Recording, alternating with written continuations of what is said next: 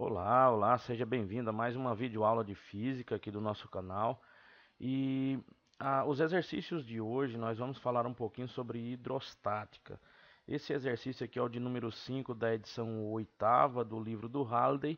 E na edição nona ele corresponde ao problema, né? O problema número um.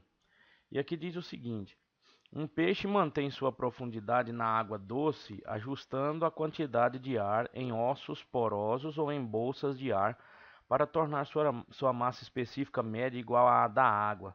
Suponha que, com as bolsas de ar vazias, um certo peixe tem uma massa específica de 1,08 gramas por centímetro cúbico. Para que fração de seu volume expandido o peixe deve inflar as bolsas de ar para tornar sua massa específica igual à da água? Veja só, nós temos um antes e um depois. O peixe antes de inflar e o peixe depois de se inflar. Então vamos colocar aqui antes e o depois. Antes, o peixe tem um volume que eu vou chamar de V0, correto? Esse volume é igual à massa dividido pela sua densidade, ou sua massa específica. Depois o peixe passa a ter um novo volume. Eu vou chamar esse volume de V. Ele vai ser igual à sua massa, que é M, não muda, dividido pela nova densidade, porque se variou o volume, varia a densidade também. Muito bem, agora vamos fazer a análise do diagrama de forças que vai estar submetido o nosso peixe. O peixe vai ser considerado como esse pontinho azul. Como ele está dentro da água, tem a ação de uma força para cima, que é o empuxo, e uma ação da força para baixo, que é o nosso peso. Se o peixe está em equilíbrio, então o empuxo tem que ser igual ao peso. Muito bem, o empuxo é a densidade do líquido deslocado vezes o volume do líquido deslocado vezes a gravidade, pelo princípio de Arquimedes. O peso é a massa vezes a gravidade. A gravidade pode ser cancelada, então vai ficar a densidade do líquido deslocado, que é a densidade da água, vezes o volume do líquido deslocado, que é o mesmo volume do peixe que está dentro depois de inflado, que é igual à massa do peixe, certo? Agora vamos analisar o seguinte: como o peixe ficou todo inflado, ele ajustou a sua densidade para a densidade do fluido, que é a densidade da água. Então essa densidade aqui, a densidade L, é a densidade ρ, a densidade do peixe inflado. Esse volume todo deslocado do líquido aqui é o volume do peixe depois de inflado. E a sua massa, considerando os valores iniciais, não é nada mais, nada menos do que a ρ0 vezes V0, a densidade do peixe antes e o volume do peixe antes multiplicados. Então eu vou ajustar essa equação, vai ficar da seguinte maneira: ρ, que é a densidade do peixe, que é igual a da água depois de inflado, vezes o volume do peixe depois de inflado, é igual à massa, que é ρ0, vezes V0. Então, eu posso agora comparar o V0 com V. V0 sobre V é igual a ρ sobre ρ0. E isso vai ser igual a... Esse ρ é a densidade da água, né, que é 1 vezes 10 a terceira, ou 1000 quilogramas por metro cúbico. Então é 10 a terceira, aproximadamente. ρ0 é essa densidade do peixe antes de ser inflado, 1,08 gramas por centímetro cúbico. Como nós estamos passando tudo para quilogramas por metro cúbico, multiplique isso aqui por 1000. Vai dar 1,08 vezes 10 a terceira. 1,08 vezes 10 a terceira. Fazendo essa conta, nós vamos ter 0,9259. Então, veja só, o volume do peixe depois de deslocado a gente vai considerar como sendo 100%. O volume do peixe antes de ser deslocado, não, antes de ser inflado, né? É esse valor que eu acabei de dizer aqui, ó, 92,59%. Por que que eu fiz isso? Porque eu não dividi volume inicial pelo volume final. Se eu comparar o volume inicial pelo volume inicial, eu tenho que a taxa do volume inicial em relação ao volume final é 0,92. Se eu multiplicar isso aqui por 100, eu tenho uma porcentagem. Então, eu tenho 92,59% do volume do peixe inicial e o volume do peixe final é 100%. Qual é a quantidade que foi inflada em relação ao volume todo? Porque aqui fala assim, ó, para que fração de seu volume expandido, o peixe deve inflar as bolsas. Então eu posso fazer aqui uma subtração. Eu tenho a resposta igual a 7,41%. Ou, isso aqui também em taxa unitária vai dar 0,74. Esta aqui é a resposta. Agora esse exercício é o 18 da edição número 8 e o 16 da edição número 9. Então vamos lá. Seres humanos e elefantes fazendo snorkel. Quando uma pessoa faz snorkel, os pulmões ficam ligados diretamente à atmosfera através do tubo de respiração e, portanto, estão à pressão atmosférica. Qual é a diferença ΔP em atmosferas entre a pressão interna e a pressão da água sobre o corpo do mergulhador se o comprimento do tubo de respiração é 20 centímetros, letra A, que é uma situação normal, e na letra B, 4 metros, é uma situação provavelmente fatal. Então, veja só, vamos imaginar aqui, vamos tentar fazer um desenho mais claro aqui da situação. Letra A. Você tem aqui a superfície da água, aqui você tem o tubo conectado à boca do mergulhador, né? A pressão que está aqui em cima, que é a pressão atmosférica, vamos chamar ela de PA. Ela é igual à pressão que está dentro dos pulmões, né, do mergulhador. E então esse exercício pede qual é a diferença dessa pressão, quer dizer, a pressão atmosférica ou a pressão interna dos pulmões, com a pressão devido à coluna de líquido que está aqui nesse ponto. Eu vou chamar essa pressão aqui de pressão B. Aqui na letra A, essa coluna tem 20 centímetros. 20 centímetros. Então, essa diferença de pressão é o que se pede. Vamos lá. A diferença de pressão é PA menos PB. E essa diferença de pressão vai ser justamente a pressão atmosférica menos a pressão que está aqui embaixo.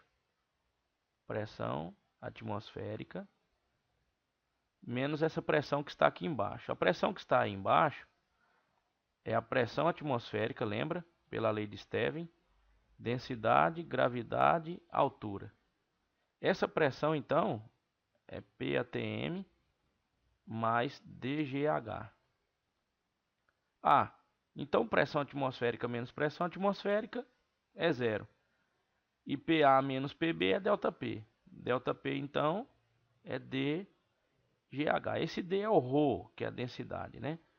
Então a diferença de pressão é densidade.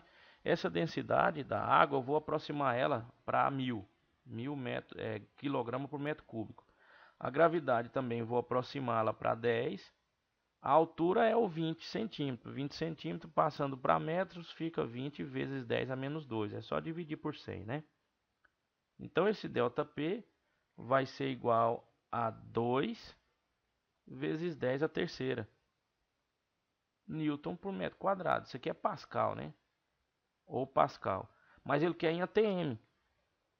É bom lembrar que um ATM é igual a aproximadamente 10 à quinta. Vou aproximar Newton por metro quadrado. Então basta eu dividir isso aqui por 10 à quinta. Então essa diferença de pressão vai ser 2 vezes 10 a menos 2 ATM. Agora na letra B ele pede para fazer isso, só que com um tubo de 4 metros. Ao invés de colocar 20 centímetros, eu coloco 4 metros. Então essa diferença de pressão é igual a 10 a terceira vezes 10 vezes 4 metros. Então ΔP vai ser igual a 4 vezes 10 à quarta. Divide isso aí por 10 à quinta, que eu aproximei a pressão atmosférica, em Newton por metro quadrado. nós vamos ter 4 vezes 10 a menos 1 atm. Se você observar, então aqui nós já temos as duas respostas. No final aqui do texto ele vai explicar por que um elefante não sofre a ação da explosão das suas artérias, dos seus pulmões, devido a essa grande diferença de pressão. É porque o elefante tem um preparo maior, tem umas membranas aí que envolvem seus pulmões e tal.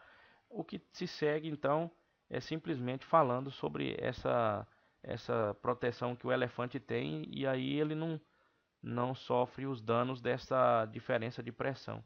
Mas basicamente seria isso.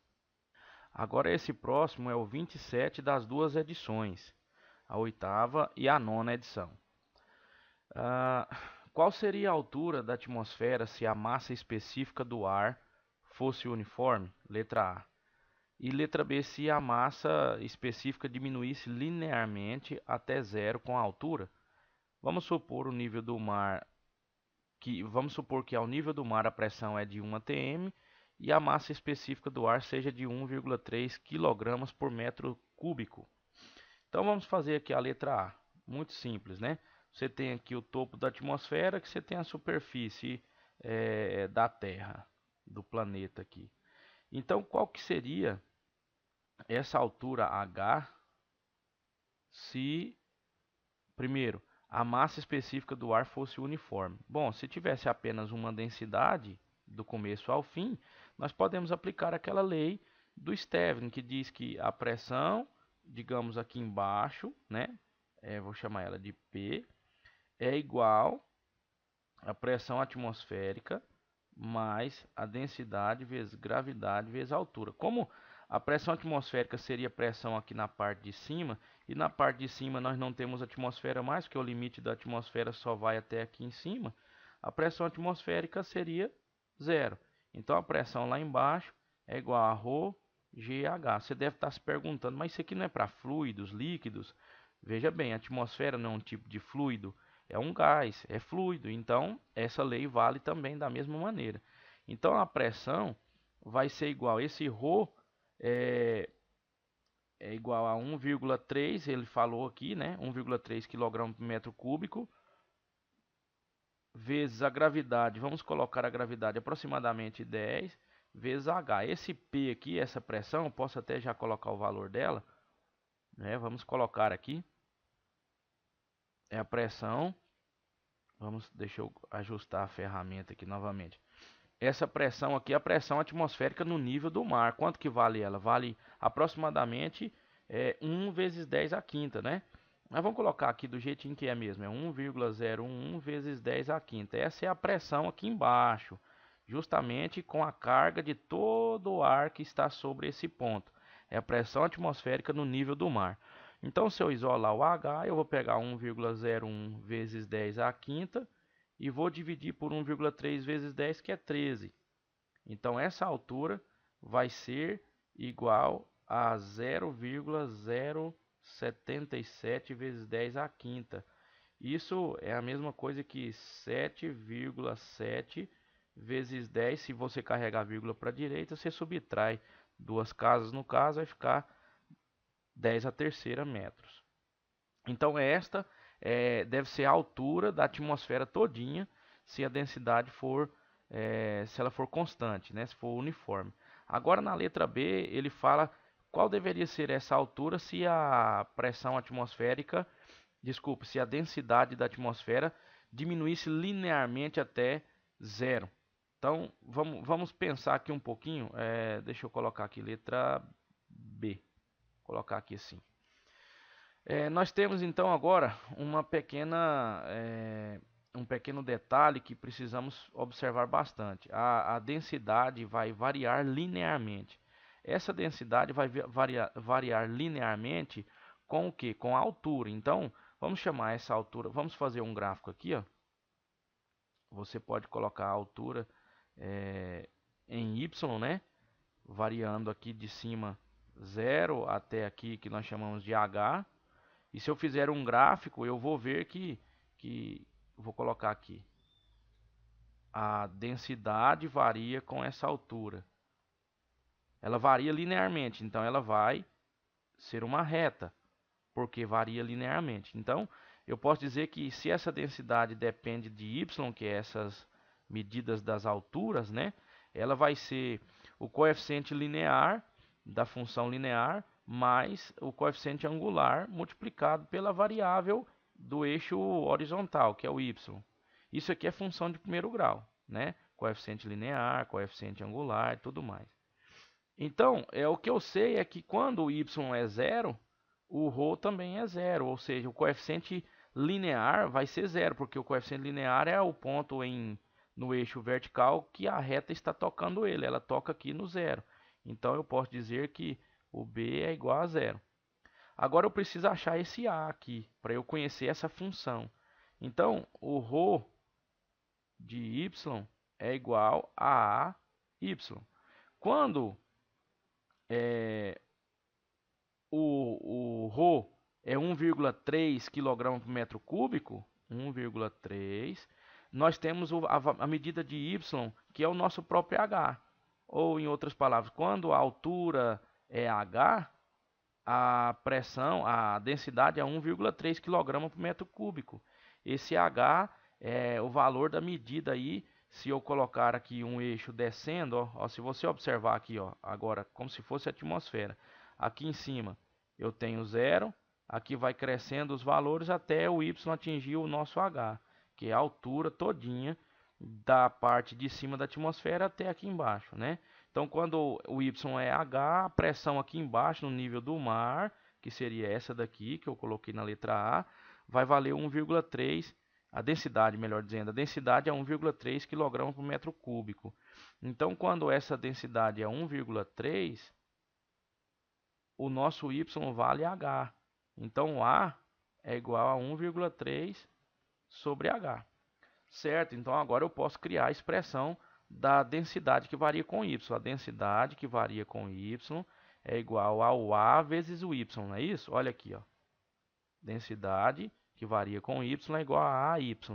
O A é 1,3H, então fica 1,3 vezes y sobre H. Esta é a função da densidade em função do valor de y, não é verdade? Agora a gente vai lá para buscar a nossa resposta. Lembre que a pressão é igual a ρ, que agora varia com y, vezes g, vezes um valor de y, não é?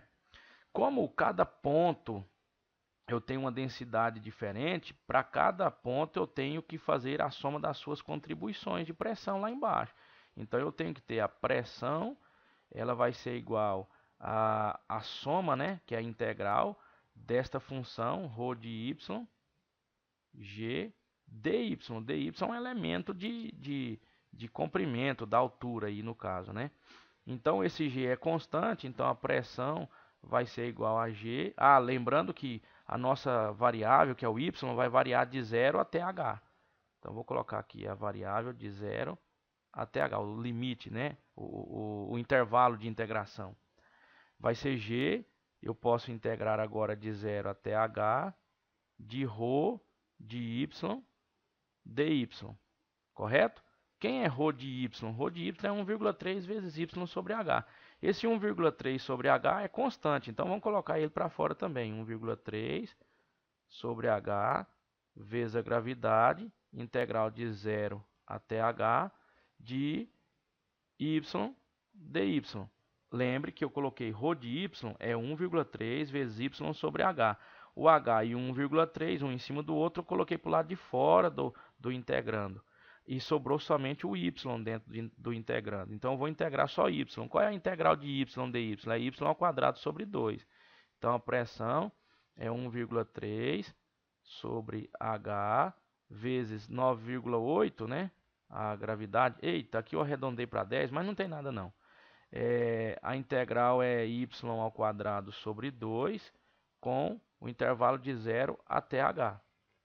Então, eu posso fazer que isso aqui é igual a 1,3 sobre h vezes 9,8 vezes, se eu colocar aqui o intervalo de integração, o h ao quadrado sobre 2 menos o 0 ao quadrado sobre 2. Então fica h ao quadrado sobre 2. h ao quadrado sobre 2. Esse quadrado corta com esse H, então eu vou ter que pressão é igual a 1,3 vezes 9,8 vezes H dividido tudo isso por 2, correto? Agora vamos concluir aqui, deixa eu subir um pouquinho isso daqui. Vamos lá. Vamos concluir. Essa pressão aqui é a pressão atmosférica lá embaixo, a pressão que equivale àquela a pressão atmosférica no nível do mar. Não é que nós já falamos que é 1,01 vezes 10 elevado à quinta, não é? 1,01 vezes 10 elevado à quinta, que é igual a 1,3 vezes 9,8 dividido por 2 vai dar 6,37 vezes H. Então eu isolo H, fica 1,01 vezes 10 à quinta dividido por 6,37. Aí eu tenho que H é igual a... Aqui vai dar quanto, hein? Vai dar... Eu fiz a conta aqui em algum lugar. Dá 0,158 vezes 10 à quinta. Então, eu posso aproximar isso daí para 16 vezes 10 à terceira metros. Ou, se preferirmos, aproximadamente 16 quilômetros. Ok? Então, esta aí é a resposta dessa questão. Agora, essa outra questão aqui, a 48, também para as duas edições, a edição 8ª e a edição 9ª. Aqui diz o seguinte: a figura 14.46 mostra uma bola de ferro suspensa por uma corda de massa desprezível presa em um cilindro que flutua, parcialmente submerso com as bases paralelas à superfície da água. O cilindro tem uma altura de 6 centímetros, está aqui esse cilindro, uma área das bases de 12,0 centímetro quadrado, uma massa específica de 0,30 grama por centímetro cúbico e 2 centímetros de sua altura estão acima da superfície da água. Então aqui eu tenho 2 centímetros acima da superfície da água. Qual que é o raio da bola de ferro? Olha só, aqui está colocando como 3 pontinhos, quer dizer, o grau de dificuldade é um pouco maior. Mas você vai ver que é simples. Vamos fazer aqui a análise porque aqui está atuando força no bloquinho, está atuando força na esfera.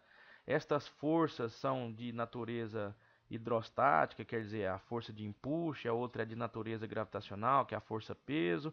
Tem a tensão também, ou tração na corda. Vamos fazer o diagrama de corpo livre desses dois corpos. Eu vou começar então aqui, ó, vou colocar a caixinha. Essa caixinha aqui, ela tem, atuando nela, a força-peso. Eu vou chamar essa força-peso de peso 2. Ela tem um empuxo, empurrando ela para cima. Vou chamar aqui de E2. Isso é a caixinha que está dentro, o cilindro que está submerso aí parcialmente, né? Se você bem observar, tem uma bolinha aí que está pendurada. E essa bolinha está puxando essa caixinha para baixo aqui com uma tração apontada aqui para baixo.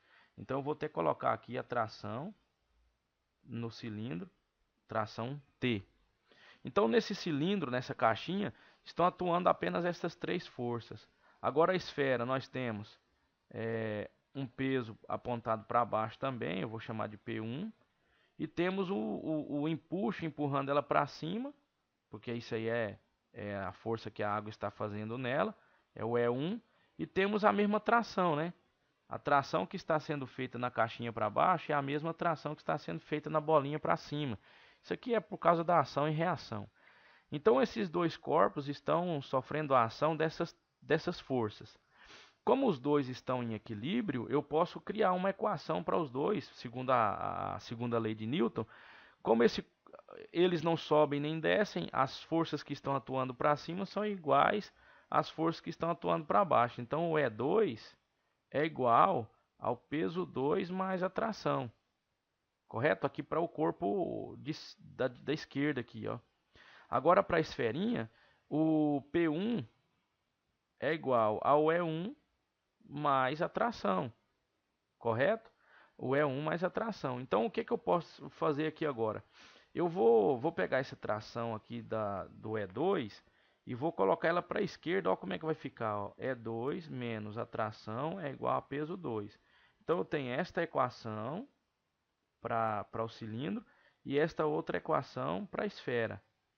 Que tal eu somar essas duas equações, montando um sistema de equação? Vamos fazer isso? Olha, eu vou colocar aqui, ó. E2 menos tração é igual a peso 2. E a outra é E1 mais tração é igual a peso 1.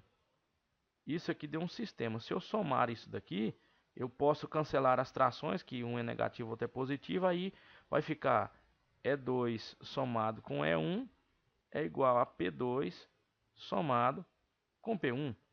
Então esta expressão vai me dar a condição suficiente para eu poder resolver o problema, correto? Mas antes de resolver esse problema, vamos analisar aqui as dimensões da caixinha. Eu vou até anotar aqui, vou colocar de preto o cilindro, né? Aqui eu tenho o cilindro, tudo bem.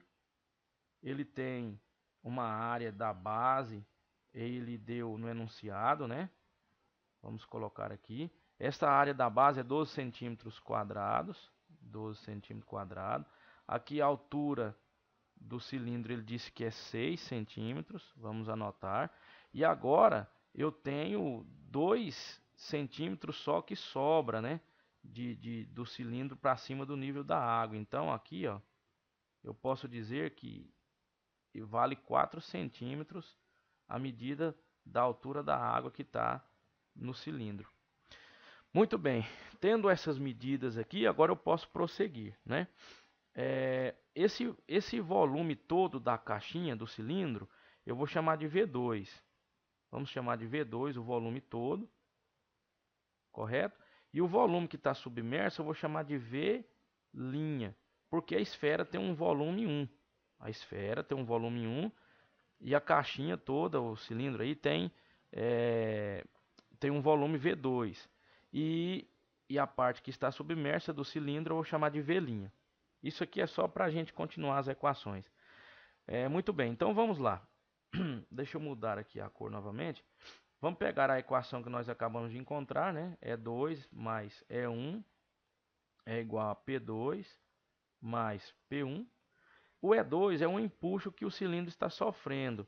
Esse empuxo é a densidade do líquido, vou chamar de ρ, vezes o volume do líquido deslocado. O volume do líquido deslocado não é só o volume que está submerso, esse volume que eu estou fazendo aqui destacado, que é o V', vezes o V', vezes a ação da gravidade.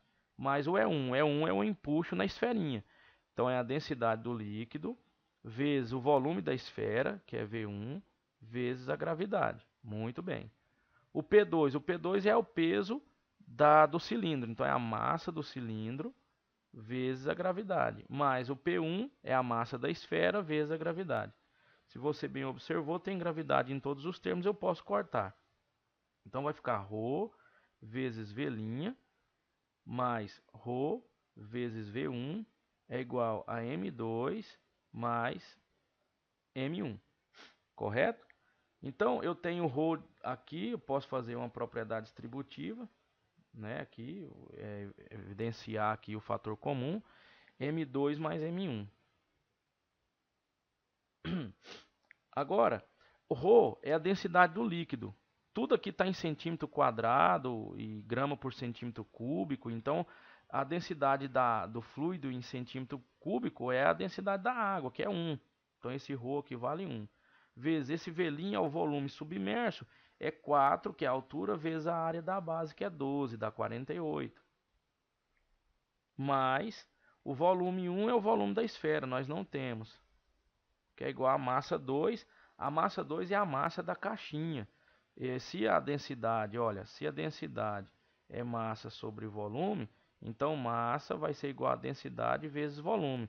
Então eu vou pegar aqui a massa 2 e vou substituir pela densidade da caixinha, que é o cilindro, insisto em falar caixinha, né? Vezes o volume do cilindro. Mais M1. M1 é a massa da esfera, que é densidade da esfera vezes o volume da esfera. Correto?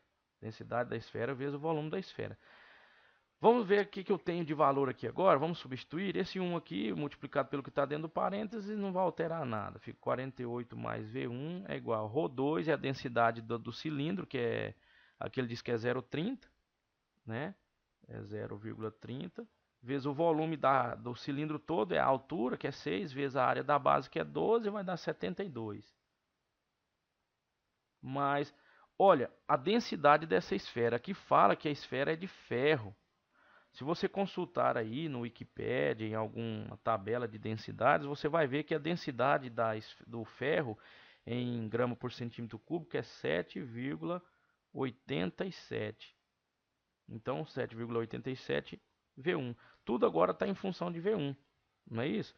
Então, vai ficar, eu pego esse 0,30 vezes 72, vai dar 21,6. Vem para o lado de cá negativo, vai ficar 48 menos 21,6, que é igual a 7,87 V1. O V1 do lado esquerdo passa para lá negativo, então aqui tem 1 do lado, né? 7,87 menos 1 vai dar 6,87. 48 menos 21,6 dá 26,4. Tudo isso dividido por 6,87. Isso vai ser igual ao V1. Então, o nosso V1 vale 3,84. Isso é centímetro cúbico, correto? Centímetro cúbico. Ele pediu o raio da esfera. A esfera tem um volume. Lembra que o volume da esfera é 4/3 de π raio ao cubo? Então eu posso aplicar esse volume que eu acabei de encontrar da esfera nessa equação. Então o volume é 3,84, que é igual a 4/3 vezes π, que é 3,14, vezes raio ao cubo. Se você fizer essa conta, o raio vai dar aproximadamente 0,97 centímetros. Ou, se bem preferirmos, 9,7 milímetros. Ok? Então fica aqui alguns exercícios sobre hidrostática, né? O conteúdo que nós falamos bastante aqui foi de densidade, foi de pressão, foi de princípio de Arquimedes e foi princípio de Stevin também. Um pouco mais para frente eu vou estar elaborando outros exercícios aqui, respondendo outros exercícios. Vou deixar também bem claro que eu vou gravar um vídeo especial para falar daquele problema do Otto von Guericke. Eu vou até mostrar aqui qual é o exercício. Vamos subir aqui, você vai poder me acompanhar aqui na nossa lousa aqui, digital. É esse exercício que eu estou falando aqui, que tem essa caixinha aqui, na minha tela parece que não está dando para você ver ele todo. Deixa eu ampliar aqui um pouco, aí eu acho que vai dar para você ver. É esse exercício que fala em 1654, Otto von Guericke e tal. Esse exercício ele é um pouco mais complicado, eu vou deixar um vídeo específico para ele. A solução toda já está pronta, só falta eu gravar esse vídeo para vocês. Então, um forte abraço do professor Éder e até o nosso próximo encontro.